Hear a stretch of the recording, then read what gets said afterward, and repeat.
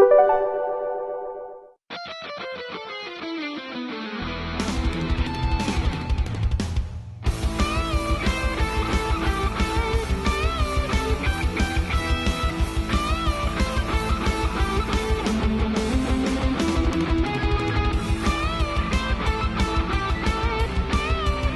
punch! One punch!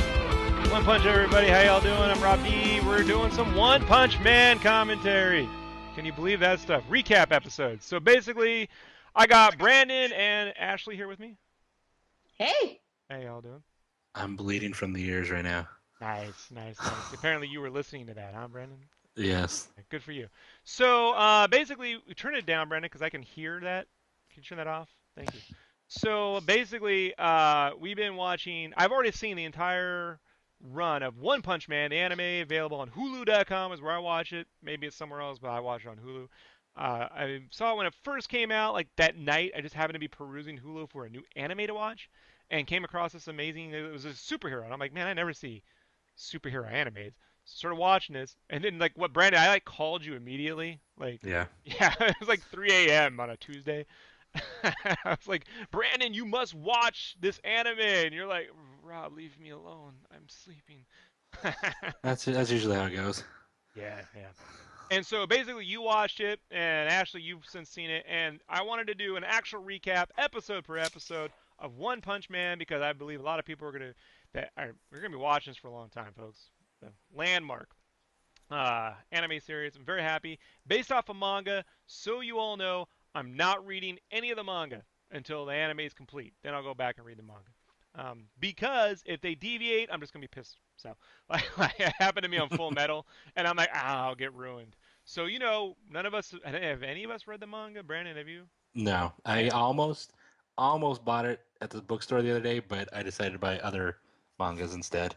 And I decided to. No, yeah. Perfect. We all haven't read the manga, so we're going to be going to this fresh anime only.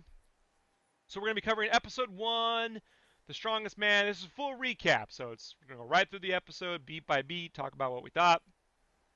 So spoilers, if you haven't watched it, go back, watch it, then we can go down. So we've turned on the episode. I want to talk about the opening part of episode 1. There's an explosion. It says City A, right? And there's this blue tick-looking guy. That's the first thing I saw. I was like, man, is this the tick? And go ahead.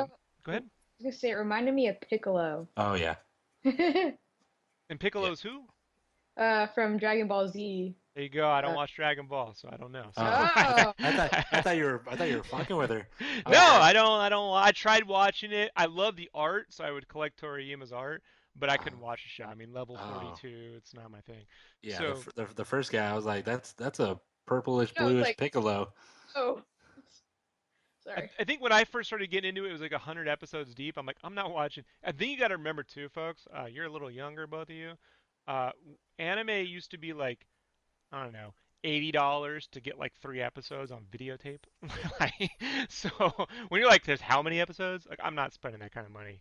And in all the episodes, they're just staring at each other and they look constipated and nothing happens. Right. So I got into anime through the anime films, like the Fatal Fury anime movie, Miyazaki's films, Ninja Scroll, Project Eiko, basically the entire sci-fi. So we'll move on from that. So the blue tick guy appears. Apparently his name is Vaccine Man, and they cut to this Nerve-style headquarters monitoring room where they're monitoring the attack. And Nerve, I'm talking about Evangelion. Looks like sort of an homage to Evangelion. It's got the same war room style. And they seem to be monitoring the attack. Now, I notice the camera pans from left to right, and we see this, it looks to me like a fallen superhero in the foreground. He's got like a smiley face on his chest. Did you all catch that guy? Yeah, I called him like Smiley Face Man. I mean, he basically had a. Wouldn't it be great if his name was the Watchman? Wouldn't that be great? like I gotta wonder, is that a... Because you never know like how many references and Easter eggs there might be in this series. And they like to directly name people. It's like if you're a star, you're a star-shaped guy. You're like, I want to talk about the star-shaped guy. Actually, I got something to say about that. So we go from that pan and we see the Destruction City to our main characters. Is it Saitama, right? Saitama. I'm trying to remember how to pronounce. Brandon, give me the correct pronunciation while I talk. So go look it up. So All right. their lead hero Saitama is watching TV, and basically he sees the destruction on the news, and he's like, "Let's go!" Puts on his costume, and we're back into the battleground. And there's this girl crying. Classic superhero scene, right? Kids surrounded by rubble, crying. You know, the villain coming out, gonna kill the little kid. Villain goes to attack her. Boom! She's saved by Saitama, right? And Saitama does this little cool like speed run. I think it's a speed run where he grabs her, protects her, and turns around to the hero, and basically the hero, the Vaccine Man. This is apparently the tick's name is Vaccine Man. So Vaccine Man says, "Who are you?" And Saitama's like, "I'm a hero for fun." Hero for fun, which to me is like a play off the Luke Cage, right? Hero for hire. Mm-hmm. You know, like I wonder how intentional. God, I wish I knew how intentional these names were for each hero. And then basically we go to the villain, then cuts into the first of what I imagine are, well, since I know, are like a long series of origin monologues, right? We got to come up with a good name for this. Originalogues, origin. This is where the villains in this series, but folks, basically the villains in this series will appear and then tell you their entire origin. Like, in Yeah, their bio and origin. yeah, and so Yeah. Vaccine Man goes, "I was created by polluting the earth. Like, humans were polluting the earth, and I'm here to exterminate." He calls the humans disease-causing bacteria. It's very Agent Smith-like, and that you're eating away at the Earth's life force, and I'm gonna fucking kill you all. You know, the Earth has created me to destroy you, which is very Captain Planet-y, right? It's like the Mm-hmm. reverse. Very. I was gonna say. And, and I was gonna say Power Rangers, even. But yeah, Actually, Captain Planet. yeah. So the reverse Captain, which Captain Planet was blue too, right? He had blue skin with green hair and red suit. Hey, so he's Vaccine Man, and then Saitama basically says, "Man, I just do this for fun, you know," because he said he's here for fun. Then Vaccine Man goes, "You call this shit fun?" Like he's all offended, and he goes on this huge. There's a great wide shot where the Vaccine Man turns into like teeth, like just this it's gnarly, crazy. this kind of thing, right? It's real. Now I want to talk for a second about there's these great wide shots they do where they just expand a villain full frame across the whole landscape and they make like the heroes like this big like there's just all this stuff going on back there. Would you I don't know, like I really like that shot of the Vaccine Man when he turns into teeth. I do too.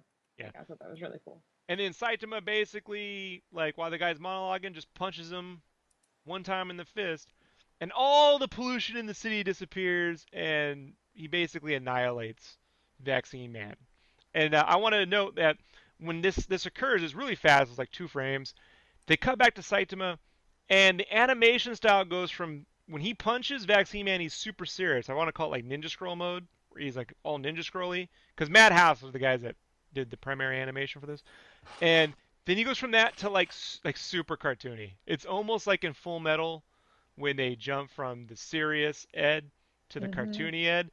And then Mm-hmm. like Saitama's just sitting there and he's got like his arms up and he's all rubber band looking. Like it just cuts Yeah. to Except it's more so in this. Like half the time he looks that way. yeah yeah you I got confused. I was like, "What? Wait, are we going back in time? Does he look weird? Did he change?" Like, so yeah the one thing I can say this show jumps from art style to art style yeah. Oh yeah, in a way definitely. that works. I'm not saying that like it's a negative thing. Sometimes you'd Oh be like yeah, it's cool.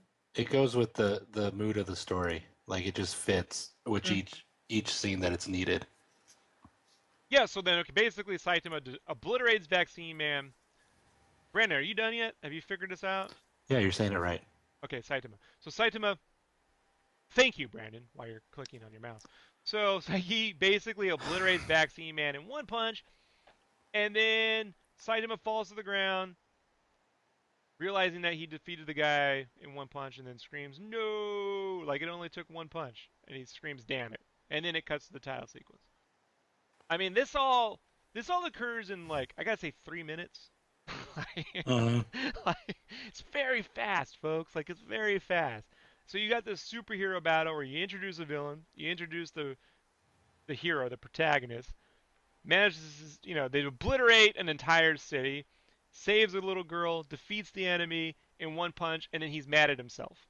And that sums up the entire theme of the series. Like from here on out, like that's the whole point of the series. The guy is too fucking powerful, and he basically defeats his enemies in one punch. Now, what's important, the reason why I was drawn into this wasn't just because immediately it's funny, which helps, folks. Animation's cool, which helps. Or that it's superheroes, which also helps. It's that I've always believed, look, the argument for American writers on why Superman is a hard character to write is that he's too powerful. And I always felt like, man, that should just be the whole point, right? Like, Mm-hmm. shouldn't the fact that he's so powerful be the point of the story? Like, you telling me you can't find one interesting way in which to write that? And this is it, right? Like some dude out there figured out that I can make a character who's so powerful he's fucking bored as shit. Like he's bored. He comes out, punches them, everyone dies, and he doesn't know what to do with himself, you know? So we do that and we cut to the title sequence.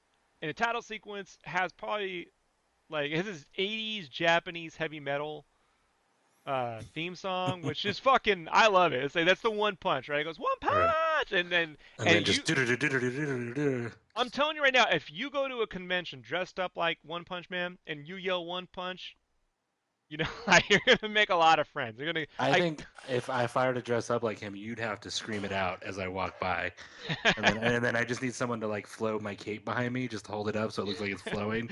I should get that. like a little mini. What is those magic mics? The magic mic, you know, and a little fan and like. I could be sound. I could be a special effects man, right? I just sit behind you and just go wear a big sign that says special effects man. I'm just there to make it look cool. Right. So, do any of you have any thoughts about the title sequence? You know, do you got any like favorite parts? Because there's so many different things that you see during the title sequence. It's just epic ass kicking of him just punching the shit out of people, one punching them, just destroying them. There's a Carl's Jr. logo looking guy. There's big rock monsters. It's just a montage of just like heavy metal punch you in the face kind of song and show. Yeah, I mean, I've only seen it twice. I mean, the title sequence, but every time it goes one punch, and I'm like, well, I just get stuck on it. I'm like, whoa, that was It gets awesome. stuck in your head. You're Yeah, like, and I can't. I'm like, punch! that's all I see for the next minute, and I'm just like, wait, oh no, I missed the rest. You know, so yeah. Yeah, they make really. I like the jab. They make some good music out in Japan. Yeah. Things that immediately strike to me is, I like how incredibly simple his costume is. You know, I think like in America, like we make way too big a deal out of it. I mean, I'm a guy who draws a lot of details in costumes, but you got to appreciate like the costume at this point for a character is largely irrelevant as it is toward the character who wears it. You know what I mean? Like all he's wearing is yellow. He has a yellow costume, red gloves, and a white cape. He's essentially Ronald McDonald with no hair.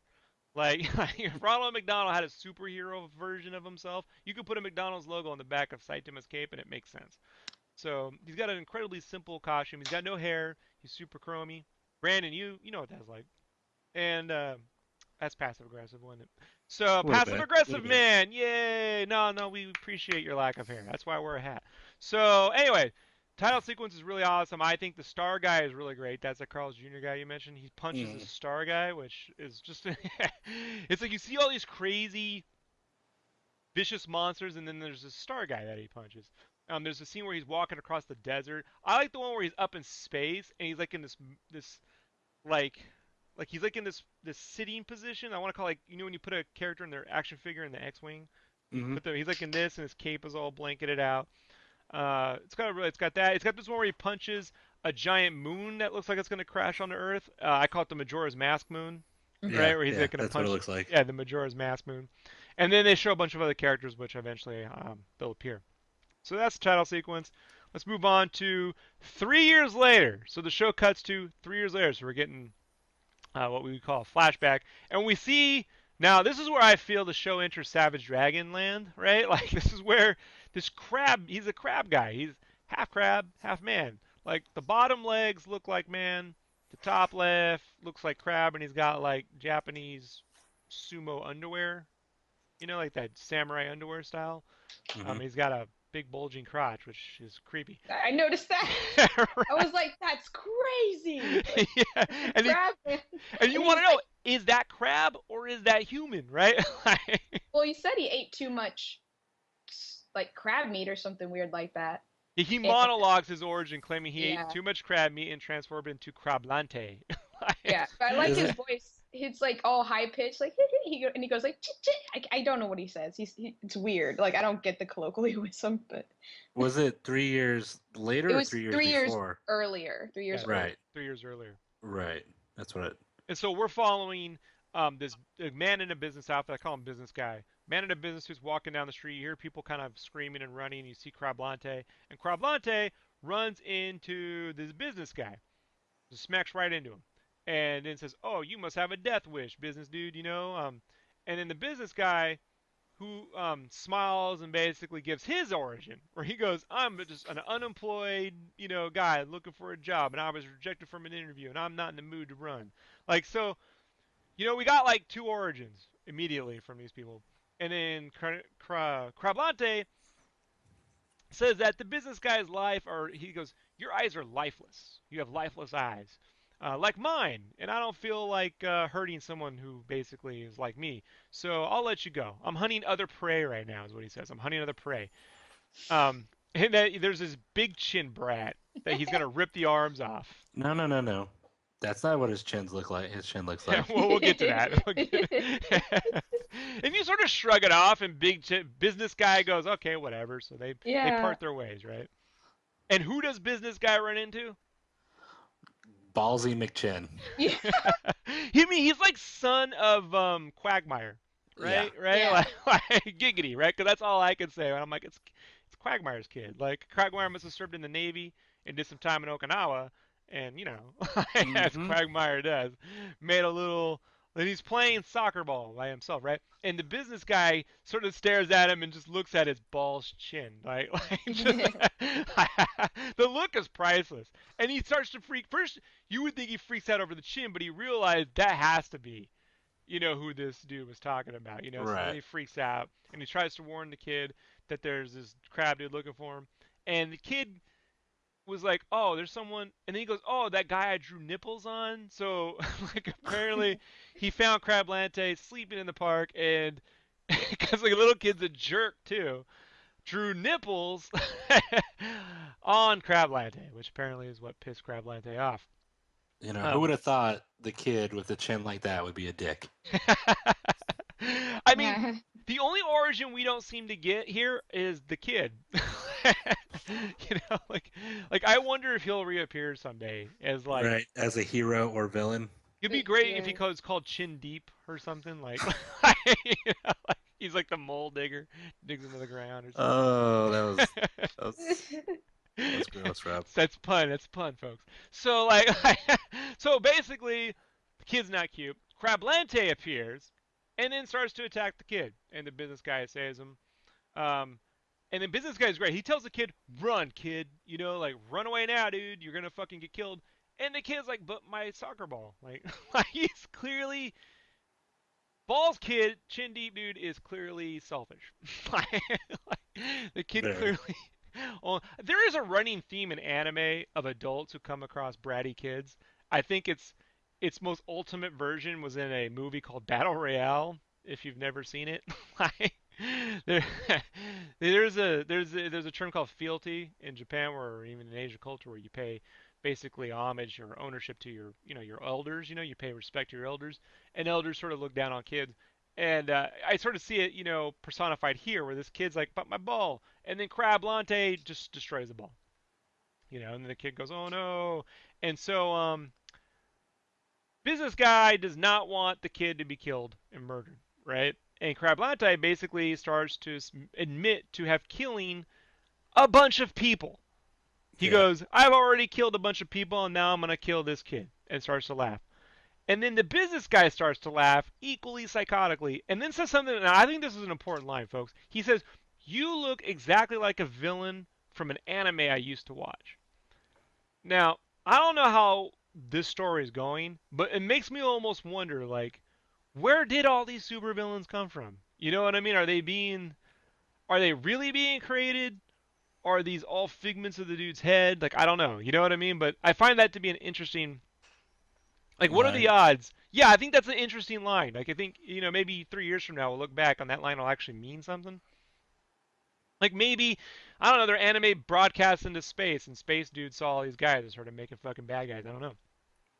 But he says basically you look like a villain from an anime I used to watch, and the Crablante goes to punch the dude, and business guy throws a rock at him.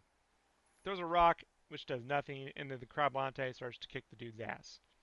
And basically, it looks like Crablante is about to turn this guy into paste, except that the business guy jumps over Crablante, and his necktie catches Crablante's eye by the tie, right? And then pulls this. Now, folks, do not be eating your dinner like I was, right? Like I always eat when I watch this, and I forget. Never will eat and watch this fucking anime. And then pulls out all the intestines. Like just rips the eye, and just it's like a water spout of intestines start to, like Which if you I take did an not know Italian it was all sausage, connected. Yeah. like if you go ahead. I didn't realize that my eyeball was connected to every single organ in my body. Essentially, right? Like And crabs, apparently. So I don't eat seafood, so I don't know, but I'm glad I don't. how'd you feel about that moment, Ashley? Like, were you regretting having? No, well, yeah. Usually, I wasn't. It's a good thing I wasn't eating. I wasn't, but I watched it and I was like, okay, it's gonna just rip out. It's gonna rip out. It's oh my god, it won't stop. And then I was like, that's a really cool way to show carnage. Like I got it. Like I no one, obviously I didn't know it was intestines, but I was like, that's really cool. Just all these things came out, and and I was like, awesome. But I thought it was try to cool. freeze frame and see if we can see parts of the humans he's eaten. Like I haven't looked to see if there's bits in there yet. Yeah. I gotta. I always make soup when I watch that fucking episode. It seems so that was a bad It idea. kind of did look like soup. Yeah, believe me, I know. Like I have to push the bowl back. Yeah, there was no blood. It was all just I don't know. Yeah, it kind of looks like if you took an Italian sausage and just Jesus, sort of next. well, okay. So we see this nasty stuff, and then fade to white, and business guy. We're looking at his face, and it flashes white, and now we're looking at Saitama, and he's in a. Is my mic on, folks? He's in the store or supermarket looking at a little package of crab meat, and so basically we know that the business guy was Saitama. You guys there? Mhm. Brandon? Yeah, I'm here. All right. I'm here. So we know that the business guy was Saitama, and he's basically trying to buy something for dinner, and he's looking at a package of crab meat and remembering the first time he fought his first villain, Crablante, which I thought was it's a pretty clever way of telling an origin. Like I thought Right. that was pretty good. And it sort of fits the theme of this flashback episode. And I like to. It makes me think of like when what if the other heroes and just Batman were to look at like a clown and go, ah, fuck you, Joker. You know what I mean? Like you never see a superhero remembering stuff unless it was like a major thing where the person died. But something like that where he's looking at crab meat and he's like, oh yeah. Yeah, I remember when, Yeah. and you find that he's complaining because he feels his life is boring now. And so he's like maybe remembering when life used to be exciting, like the thrill of battle, the first time, when I fought someone, Right. and now it's reduced to, he's shopping in the supermarket in costume, folks. Like he's just wearing his costume, and no one notices. Like no one cares. Like I guess that's how you know superheroes must be normal in this world because Right. nobody notices that he's just standing there in his cave. It reminds me. Did you guys ever see a short called Robin's Big Date? Nope. No, Ashley, you've never seen that? Nope. It was produced, I think I want to say 2002, 2003.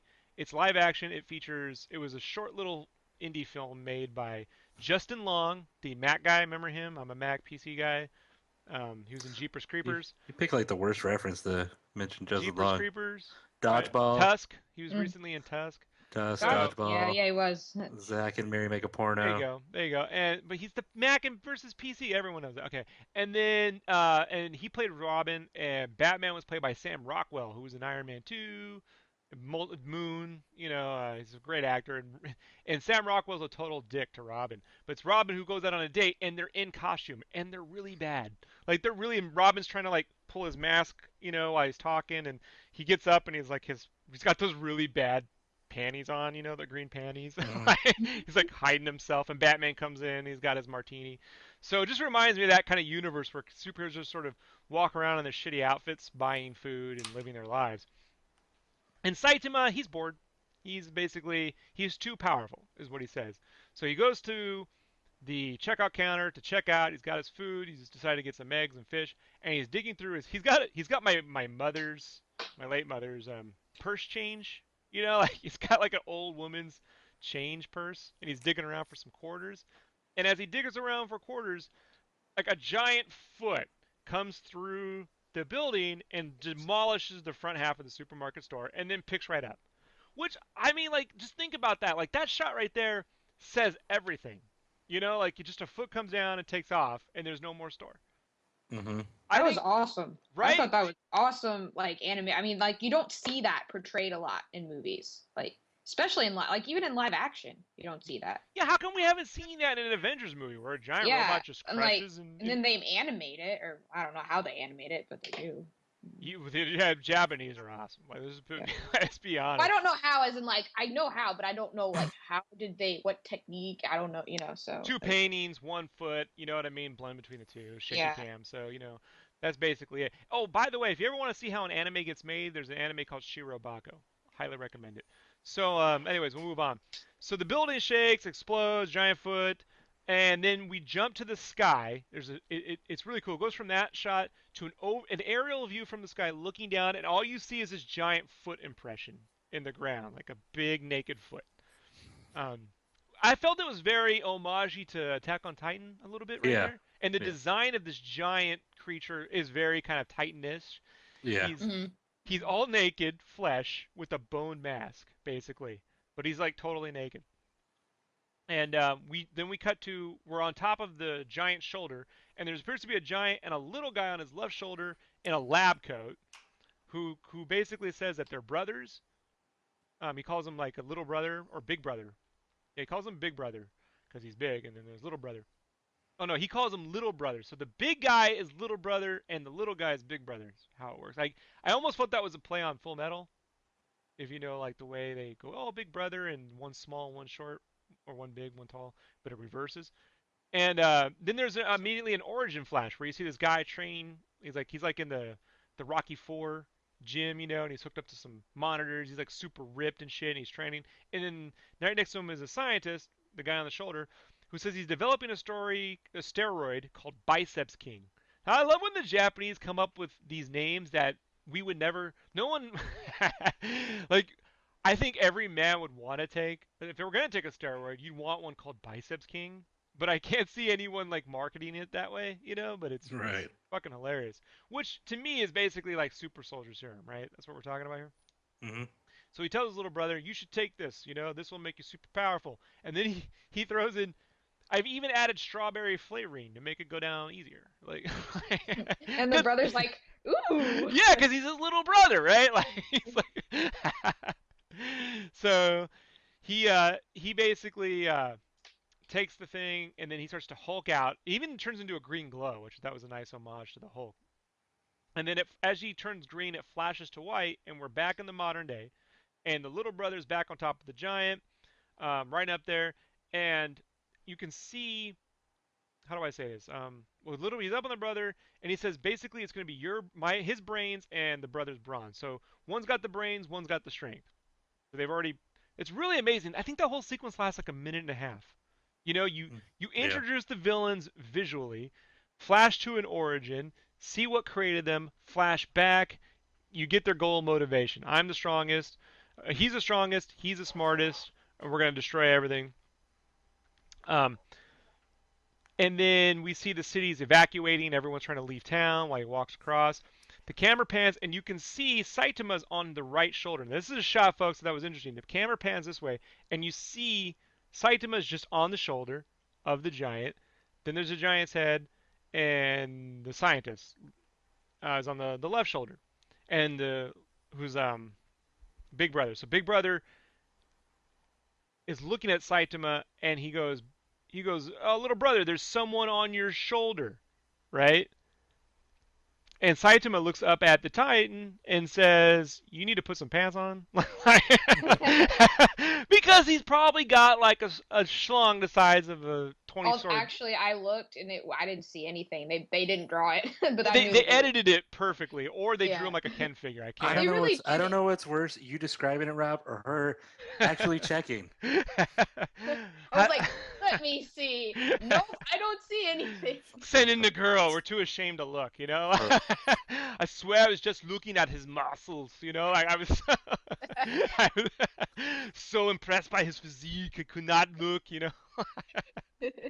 But he is clearly naked, and you know we don't want to. I was telling my wife the other day, as men use the men's latrine, we try never to look. We're looking nowhere but up. Like as we enter a men's bathroom, and we all just sort of we go to like the washer. That's why faucets are they don't want to use handles anymore. It's because we can't look. We have to actually just put our hands down there until we're clean, and then we walk back out.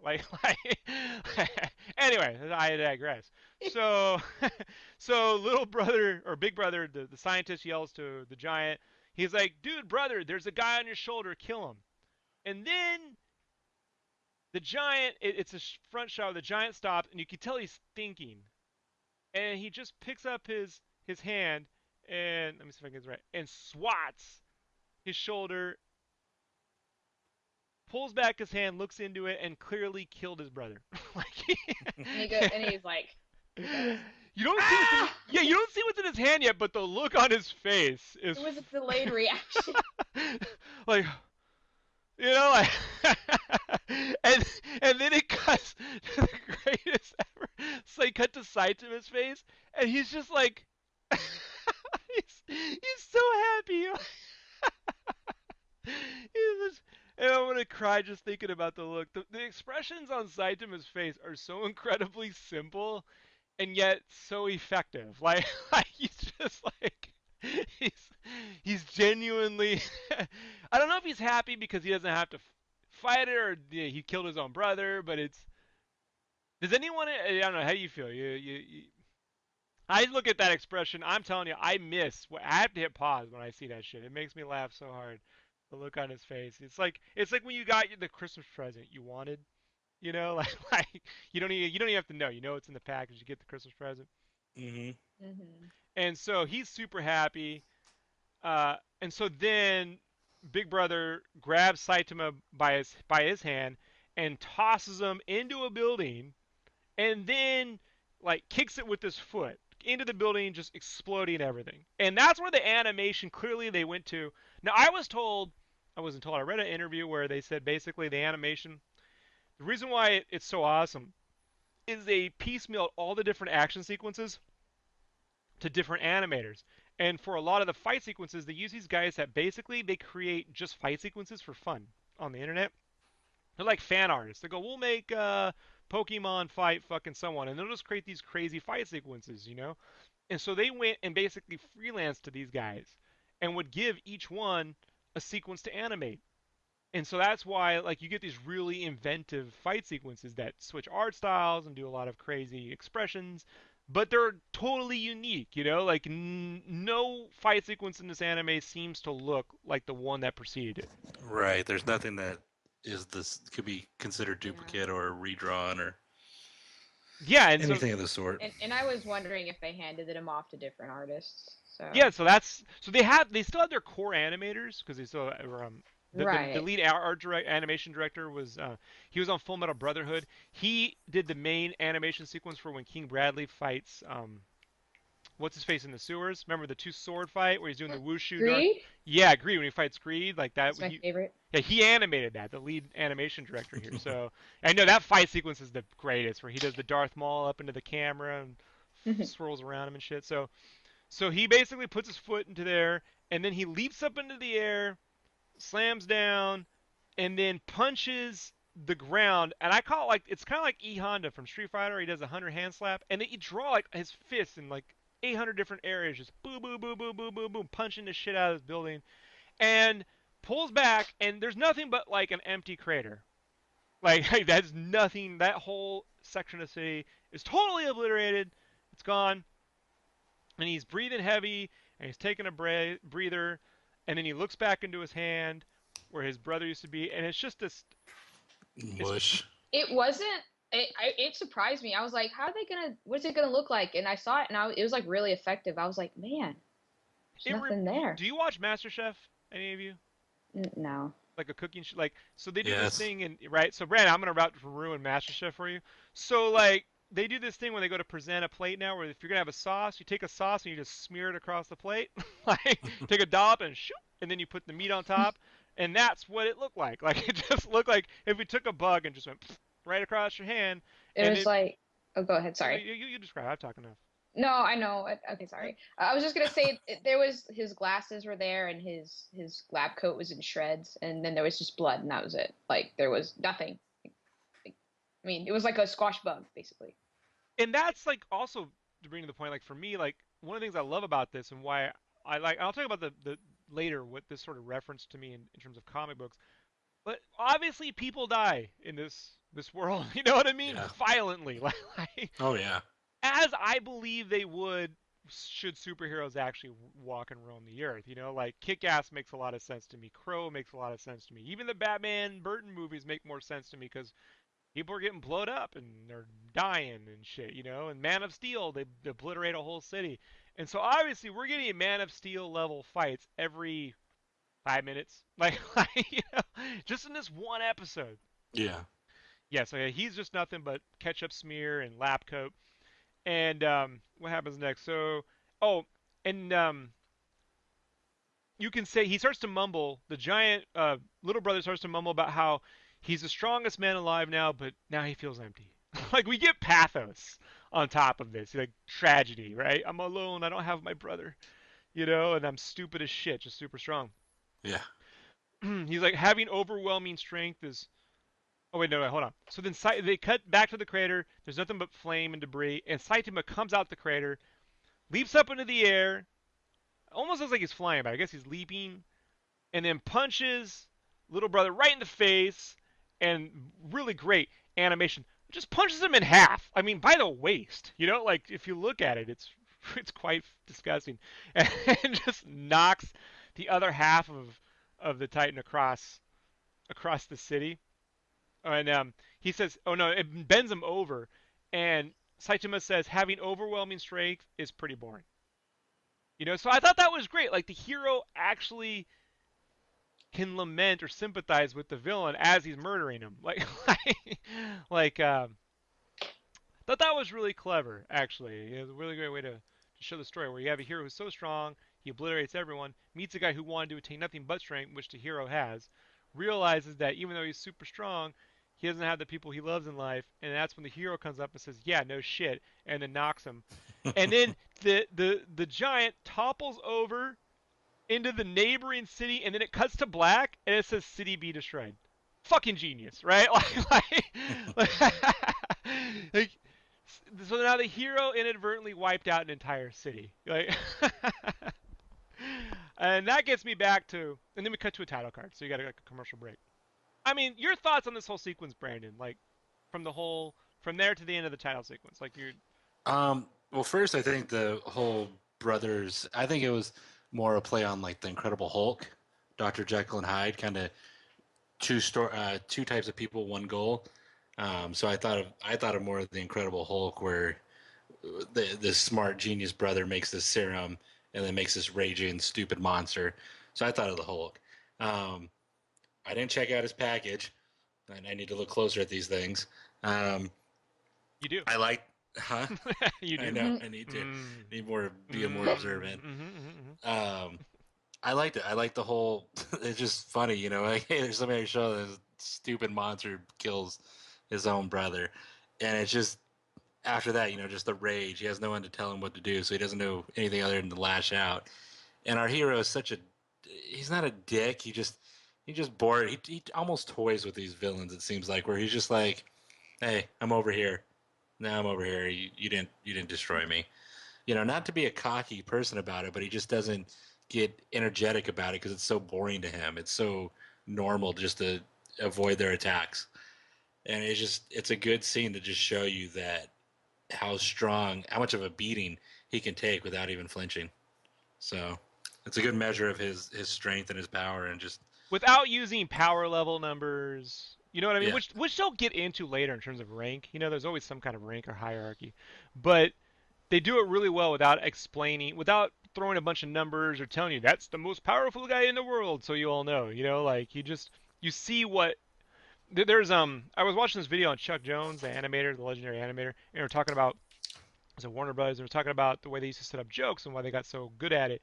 And it was this idea of like even during the Wile E. Coyote cartoons is that you have the setup and then the payoff. But the setup is the expectation, what the coyote's going to do. So that's like Donald, or say Daffy Duck's going to run and stand in front of a door and block it. And then there's reality, and the drawbridge crashes down and smashes him. You know, like I'm going to block you from getting in here, but then the drawbridge, crushes the duck. And so like I think this whole series is using that formula where you see a situation, you react, the character reacts to it in a way you would, but then the world shows you how it's actually going to operate. You know what I mean? Like it defies your expectation. And so I don't think like even though I don't know if like I saw like half of this coming, like you don't see when he's ordering food that the whole building's going to get crushed in half and that we're going to go right into another giant, Titan battle villain, and then you're gonna get an origin, and then the hero's gonna show up, and he didn't have to defeat like he didn't have to do anything, but just show up and be kind of a pest, and they sort of defeated themselves in a way. Um, Ashley, you have anything to say, or like, I mean, what did you most like about, like what about the sequence was your favorite part? Like, Um, oh, okay, yeah, we're about halfway through, or I don't know. Yeah, I just really liked that there was no, like, in the first episode there really was no it was fast. There was no breaks in the storyline. There's no one. I mean, like if they were revealing information to you, it was extremely fast. It was, like it just kept you interested. There was no time to look away. And I really liked that. and that's like Um, only half the episode. yeah, that's what I'm saying. There's so much that Like, happened. I'm like, yeah, like what I just described to you, you would think might be the whole episode. It's half, folks. Like yeah. I by the And time I got to this is when I actually called Brandon and was like, Mhm. "You must watch this anime. You must watch this anime." Like it's 3 in the you, morning. you you even left out the car dude. No, no, That that's next. I got it. oh, never No, mind. we Sorry. guys, we're not done. We're halfway through the fucking episode. We're to the title card where it cuts to one punch, and then it cuts do. I got Hulu and I pay for no commercials now, so we're right back in. So I was just trying to give you all a chance to say your piece about it. Like what you liked Yeah, about it. I got ahead of myself then. Yeah, Okay. you did. So we cut back, right? So we cut back from the title card. Saitama, he's back shopping because he's ruined all of his groceries, right? And he doesn't have much money left.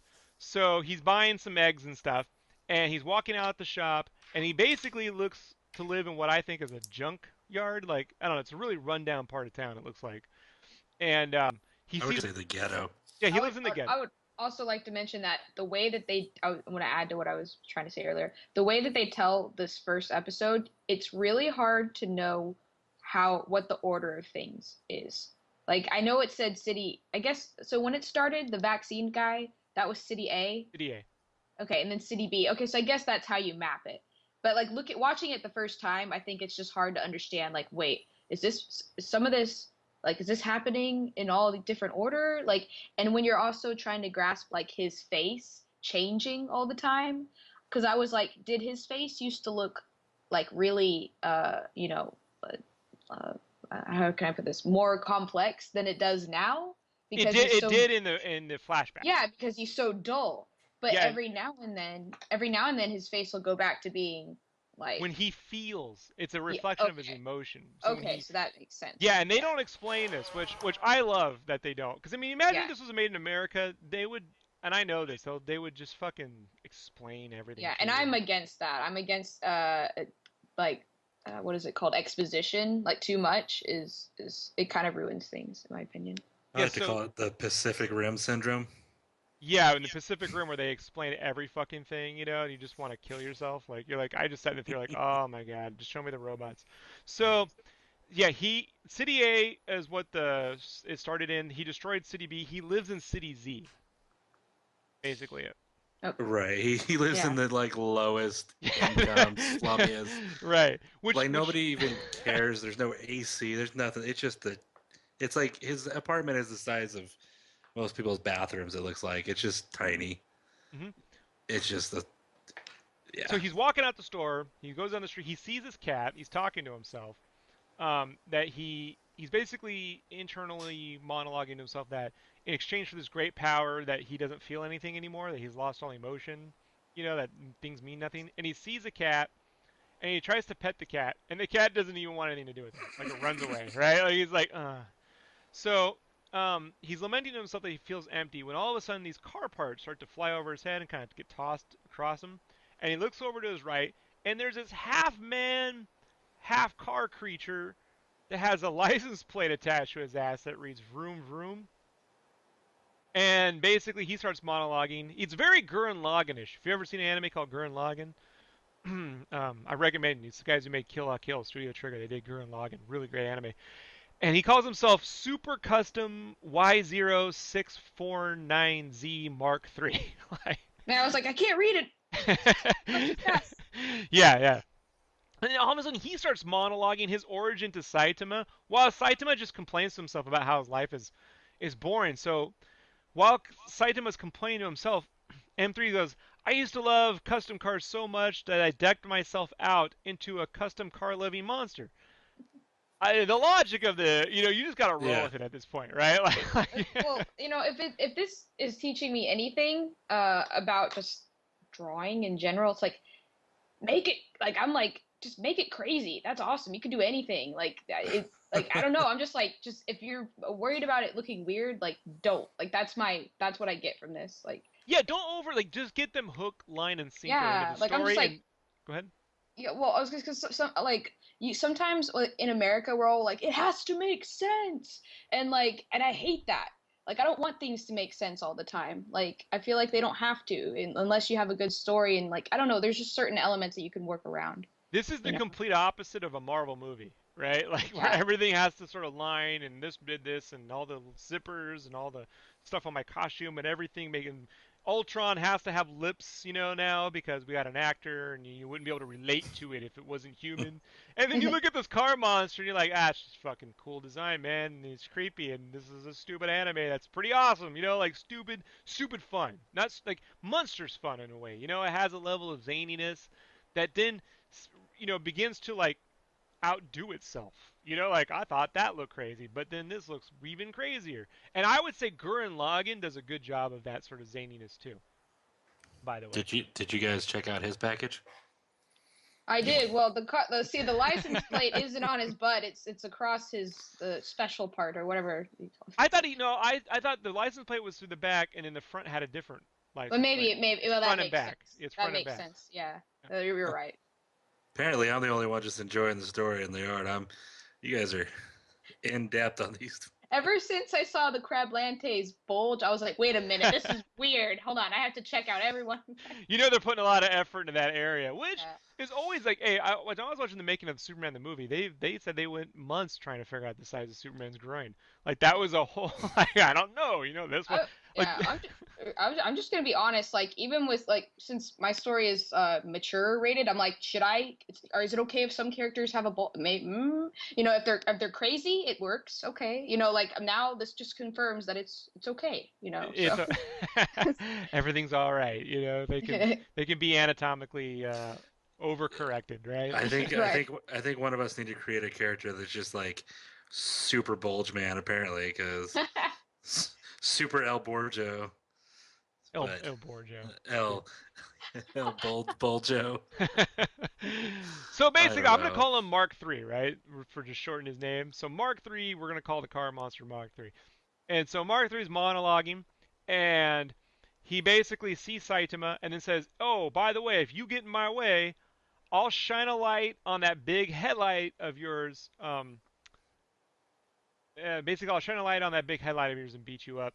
And it's a cool shot because he's looking at Saitama into, but the shot is of Saitama's head, which is perfectly bald and reflective, so you can see the villain in the reflection, and his headlights are shining at you, which were made to point out that, by the way, Saitama's bald for a reason. That's not just coincidental, you know. Which is crazy. It's like the reverse of Samson. Like he got super strength while losing his hair.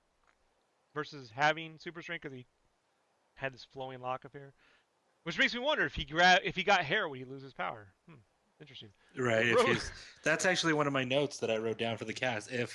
If he lost his, I literally wrote down if he lost his powers, does his hair grow back? And it's right here. Every man's like superpowers or hair. Yeah, yeah. I liked how they again. I liked how they explained that. I trained so hard, I lost my hair. That's all they had to say. It didn't be like I lost my hair because of this and this scientific factor, and it just like they don't have to. They don't go into it right away, or I don't know how if they ever go into it further. I just liked how brief everything is. Yeah, it's to the point. And so Saitama basically punches Mark III in half, and there's guts and parts everywhere. Then he looks down and realizes his groceries were crushed, and his eggs are all crushed and broken. So then he mentions to himself, "I'm gonna have eggs over rice tonight," and then goes home. And then we go to his house and we see him doing really mundane shit. He's washing his clothes in his kitchen sink. He's hanging them up to dry. He's sitting in the tub by himself with a rubber ducky. He complains that his life is boring. I like it when he's watching TV and he's picking his belly button, like Lint. If you look, like he's just digging around in there, and like he's just kind of like disgusting. He's kind of a filthy bachelor, middle-aged loner bachelor complaining about his life, and then he goes to sleep, and he's awoken. He's woken in the morning by a loud explosion.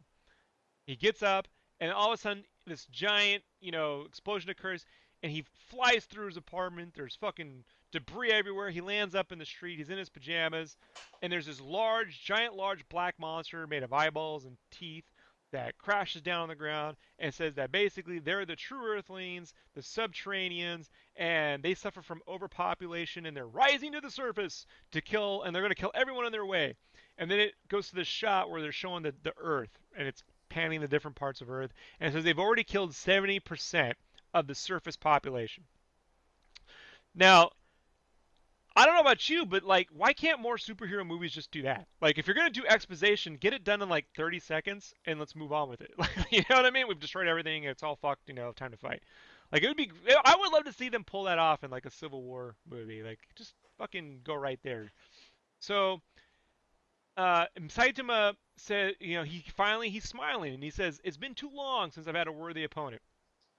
And then it starts to get into another fight sequence, right? And the animation here is fucking amazing. Like he's doing this thing where he like it's almost like ballet where he punches and kind of flips around and then punches another guy and people are exploding left and right and all these different subterraneans are coming up from the ground and he's looking more realistic like his former self, the 3-year self. He's Mm-hmm. got the ninja scroll style face, he's The smiling. life is it's more like more life is being put back into him. Yeah, and he's saying that he's never fought worthy opponents and the heavy metal music starts to come in. I love when they cut to the speed lines and they're clearly just like pencil. Like the side of a pencil. The animator just did speed lines like all loose, but it's just like the side of a 2B pencil, and they're like, I saw that. Yeah. yeah. As an artist, I get really geeky when I'm like, they kept the pencils. Yeah. And I don't know, did anybody else see it where he like paused for one moment and it looked like he was like in like he looked like okay, this is gonna sound really weird. He looked like he was in the monster's armpit for a second. More weird than Crab Monster Bolt. Okay, I know, right? I think with this anime prefacing ever, it's gonna sound weird. We're way past that. Just like he was like thinking for a second while he was in the armpit, and then he was like, "All right, now I can punch you." And it was just, I was like, "Huh? Okay." Like it was cool. Maybe that was an Old Spice reference. I mean, that Terry Crews, man, that guy's kind of a superhero. So then it culminates in a giant explosion, and Saitama basically proclaims that this city is under his protection, and then he continues to fight in his pajamas, like he's topless. He's just got his loosey pajamas on, and he goes, "This is, this feeling, this throbbing in my heart, this tension. It's been so long," and he defeats them all, and it's just white haze in raindrops, right? Classic anime, just like like I finally. It looks like it almost feels like the opening to an anime, like in a Full Metal when they do these different fight sequences, and then there's like clouds part, and Ed looks up at the sky, and it's and so, and all of a sudden the giant blue flame appears, and it's a subterranean king, right? And so you realize the fight's not over. And the king appears, and he goes, "I'm gonna take you on." And it's just now, if you haven't seen Gurren Lagann, folks, uh, The lead animator is the guy who helped form Studio Trigger. Those are the ones that did Kill la Kill. You got to kind of see, like, I think these are definitely some of the guys that worked on that, because when the Subterranean King transforms into this mecha mode, it's very Gurren Lagann. And by the way, if you want to see, I can't. This would be almost like these fight sequences remind me of like the ending to Gurren Lagann, but now it's every fucking episode, just giant crazy fight, and it's just crazy blue flame, and he's I'm gonna take you on, and they go to fight, and then the alarm rings, and Saitama's been in his room dreaming the whole time. Like that whole sequence was nothing but him dreaming. And did any of you see that coming? Did any of you like? No. I kind of almost did because they said 70% of the world's population was gone, and I was like, I don't know, it seems too much, too See, with fast. this show, I was like, fuck it. I mean, what's 70% in this world? It could be Right. overpopulated. It could be. I mean, that dude killed like how many people when he stepped on Yeah. the town? And What? Saitama blew up a whole city just knocking that guy Yeah. over. Yeah. And I mean, like, and since it's the first episode, I'm like me again. I wasn't. I was like, maybe it's jumping forward in time. Like I don't know. So, but yeah, I had a few inklings of different things. I do find that when I'm watching something that starts to go this cool on me, I tried to not think during the episode. Yeah. I'm afraid I'm gonna spoil it for myself. Like I'm gonna just think a little too much and see what's coming. I try to like turn it off and just enjoy what's coming on. But I'll be honest, it did feel almost too good to be true, right? Like, oh no, he's having way too good a time. And so then he wakes up and it's all a dream. Yeah. And Saitama hears a noise coming outside his window, and he looks out, and all of a sudden, subterraneans start to appear from the ground, just like in his dream. Only they look really pathetic. Like they don't look like the ones in his dream. They're all skinny. They got like tattered clothing. They look poor. They. And so Saitama puts on his costume, jumps outside, and gets ready to attack them. And they basically just give up, and they raise a white flag. We're sorry. Yeah. And he punched one guy, and then they all fucking run away. And then Saitama basically says that, yeah, he sighs and says he's just become too strong. And then we cut to the end credits, which is his alarm clock. And the end credits song is really laid back compared to I the like opening. it. Yeah, I think it's a great. It's a good calm down. Yeah, I think it's a perfect opening song, perfect ending song. Because you can sort of breathe. You can definitely relax. It's got the cat walking. Got just his the glow of his window at night, probably making eggs and rice. And then we cut to a preview of the next episode, and it's a bunch of dead cows on the ground, and there's a cyborg guy looking at everything, and he looks at City Z in the distance, and it starts to walk toward it. And it says next episode, the lone cyborg. And then it's there's a preview card, and it's Crablante, and he's basically it's the voice of Crablante, and he seems to joke about being dead. So I guess that's going to be like a running theme, right? Where whoever died that episode will then preview the next episode, which is Yeah. pretty clever, actually. So it's nice to get a little bit more Crablante. And that's the first episode. I mean, that's one episode, folks. That's why when I was like just a quarter of the way writing the show notes, I'm like, there's no way we're covering 2 episodes. Like, I don't even think I could talk that long. Like, this is gonna be fucking crazy. So your I mean, there's overall thoughts, Brandon, on the first episode? a lot more bulges than I thought. That's for sure. It's an anime that I instantly love, and sometimes it's hard for me to really get into an anime right away. Like there's aspects of certain animes I like. Like I started watching Assassination Classroom, and there's things I like and there's things I don't. So far, off the first episode of One Punch Man, there's nothing I don't like. Like there's nothing that I saw and I was like, well, that was stupid, or why that, or why this. I didn't question any of it. No, nothing. Like, okay, they switched the style of art. That's cool. I'm with it. They changed the expressions. That works for me. Like, there's nothing that really made me go, why would you put that in here? All it did was make me go, oh, I want to know more. I want to see more of that. And when the episode ended, I was like, no, fuck this shit. Keep it going. I was pissed. I wanted more. And then it's like, oh, I got to wait a week. Oh, so that's my take of it. Ashley? Um, well, of course, like I just found it really inspiring. Because like sometimes when you're constantly trying to create something, you're like, I don't want to see anything. I don't want to see anything because I don't want to be, I don't want to get like discouraged. But like this kind of had the opposite effect where I'm like, ooh, I feel like I want to create more. Like, so I just was like, I gotta step up my game, like so that's what I took away from it. I think it's so much creatively. You know, you could never do all of it. You just want to capture a piece of it, Yeah, right? yeah, Like, yeah, yeah. yeah. That's Never do that's all of it really alone. yeah. I mean, that's something else too. You do get to a point creatively where sometimes you feel like if you look at certain things too, you might get too competitive, or you might be influenced in a way. Like I find it harder as I get older to become fans of things for all sorts of different reasons.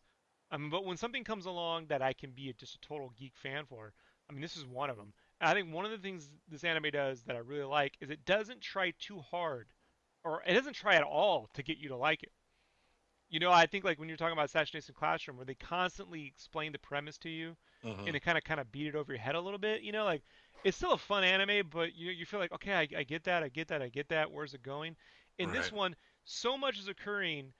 You don't like I said, it's that Chuck Jones thing where oh, I know what's going to happen, but then they do something that doesn't, and yet it seems obvious. Like, of course, a giant fucking creature would just stomp on whole cities, and that would be that. Like I guess that stuff would just appear. There wouldn't always be a giant ramp up. Sometimes these villains are just going to appear and fuck everything up.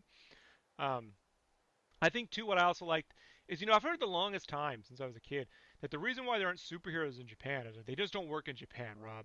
Superheroes they don't get it. The Japanese they don't like superheroes. They get like robots, and I kept thinking like maybe they just don't like American superheroes. Like why don't they just make their own version? Because I can't imagine any culture. It's not like Americans invented superhumans. You just go back to Greek mythology. Like why wouldn't they? And so it's just really great to see someone in another culture take what is primarily we're known for and then do their own version of it, so we can see all I wonder how many of the American references Japanese audience get too, like do they see the Hulk or what do they see, like do they just not even know what it is, or so from that I really like a lot of that. I think too I've always believed one of my favorite comics growing up was The Savage Dragon. And The Savage Dragon was a comic book that Eric Larson started at Image. And it basically took that Marvel style universe, that Jack Kirby kind of Marvel universe, and then inserted the element of reality. Like, oh yeah, like when Savage Drinking, drinkings, when Savage Dragon drugs. punches a guy, he's gonna explode into half because Savage Dragon's pretty strong and not everyone's Oops. invulnerable, right? Oops. And so to me, this proves that Savage Dragon could easily work in animation and it not be like that bullshit cartoon they came out with. Remember that? They The did. Saturday morning one. It was very, very. I actually rewatched that the other day. It was very boring. Yeah, especially when Crablante first appears. I'm like, that's the rock lobster guy. Remember in Savage Dragon issue 10, there was the Hmm. lobster guy. So yeah, like um, everything I love about animation and comic books are all in this one anime in the first episode. Everything from The Incredibles to Savage Dragon to Superman to my favorite anime like Evangelion, Attack on Titan. It's all here. Hmm. I really don't have one fucking complaint. You could say, well, you don't really know what universe they're existing in. What are the rules? Where's this? Where's that? But I'm glad that it didn't take 4 episodes to explain all that. You know what I mean? Like you could just piecemeal the universe they live in, to me as it goes along. It's the main character that I like, and it's a guy that you would never think a show in which a superhero is bored would be interesting, and yet it works. Yeah. I think that's what the most surprising thing about it is. Like he's the least interested in what he does, and apparently makes no money from it. Like None. dirt poor. It must not be lucrative to be a superhero. Yeah, it's like nobody knows who he is, yet he like constantly well, I don't know if he saves people, You but saved that He, girl. he sounds like an he did. artist. Yeah, he sounds like an artist, right? He Makes Yeah. sounds you like an wonder if it's the artist. artist. Man, I'm doing all this shit and no one cares. Like, so, all right, folks.